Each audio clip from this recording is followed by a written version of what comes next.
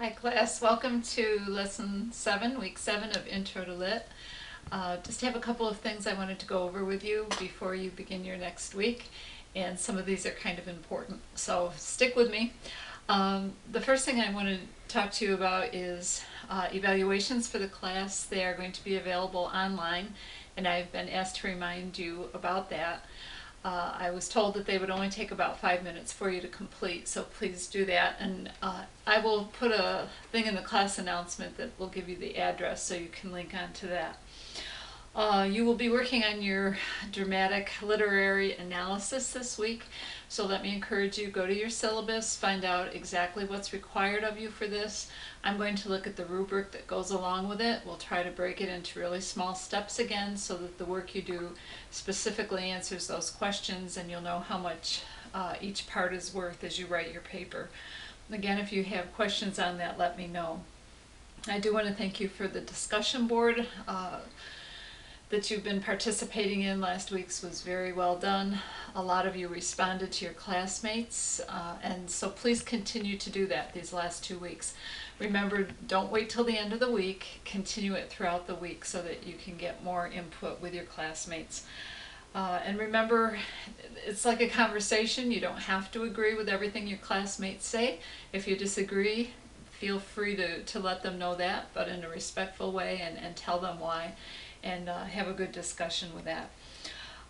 One thing I really wanted to talk to you about a little bit is the MLA format.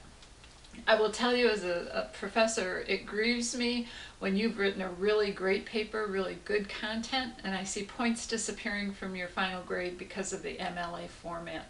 So some things you need to really watch. Every paper needs to have a running head. When you go into Word, go to Insert, and there will be some samples that you can have for headers or footers.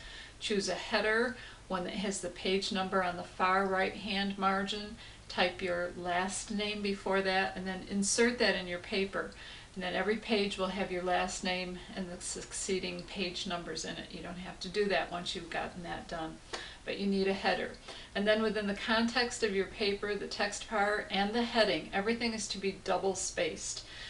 Now, in a lot of programs, you need to go into the place where it says paragraph and choose that double space, but you also need to go to the place where it says space before or after a paragraph. Some of these automatically put in extra space, so you need to make sure that that setting is for 0. Otherwise, when you do the heading and then you hit the return key, it's going to put in extra space. And then when you go to put the title in, there'll be extra space. And between every paragraph, there's going to be extra space, and you want to get rid of that. As far as the heading of the paper, remember we need your name, my name, the class name, and the date. And those 4 elements need to be there. The one thing I'm most concerned about is the area of plagiarism within papers. Remember, plagiarism is just a fancy word for stealing.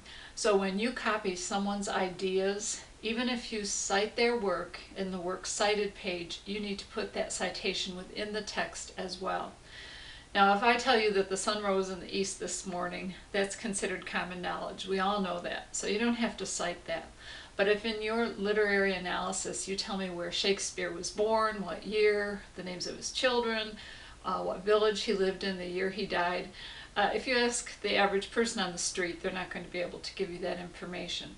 So please cite your reference. Where did you find that? Put the author's last name, the page number, or that it was on the web, the name of the article. But it has to be right within the text as well as in the works cited page. And that goes for both direct quotations as well as general ideas. If you tell me that Shakespeare was considered by literary critics to be the most influential writer since so-and-so, and you go on like that, that's fine, but where did you get that information? Even though you may have reworded it, even though you may have changed words, that's still someone else's idea that you're borrowing from, so you need to give them credit.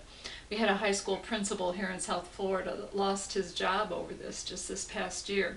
He quoted someone else for a graduation speech. He quoted at length, and never once did he give credit to the person who actually wrote the speech.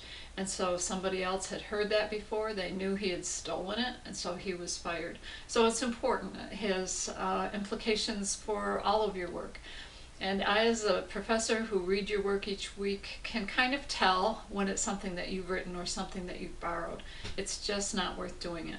Look at your student handbook, page 11, for a further discussion on what constitutes plagiarism. You may think it's carelessness or forgetfulness, but please pay careful attention to that as you write your last two papers.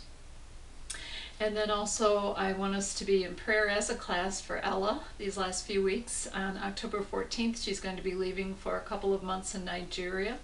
And I love Africa. I have just always felt like since I've been there, it's partly my home. And Lord willing, my husband and I are going back in November as well. But Nigeria has some rough areas, so we want to be much in prayer for Ella as she gets ready to go, and then while she's there, that the Lord will use her greatly and that He'll continue to direct her future even through this. So I want you to know that I'm praying for each of you, and I appreciate the same. If you have questions, please contact me. Probably email is the best way, cheryl.parker@moody.edu, or put comments on the discussion board or within the weekly discussions, and I will check on those. Hope to do it every day, try to do it daily. So let me know if I can be of help in any way. Another thing I do want to say, if you have questions about your papers, try to get them written by Friday or Saturday. Send them to me as an attachment at my email address. I'm happy to proofread them for you. It doesn't mean I'm going to correct everything, but I'll give you some major ideas of improvement. And I'm happy to do that for you before the papers are due. Okay, hope you have a good week. And again, let me know if you have questions. Lord bless you and thank you. Bye-bye.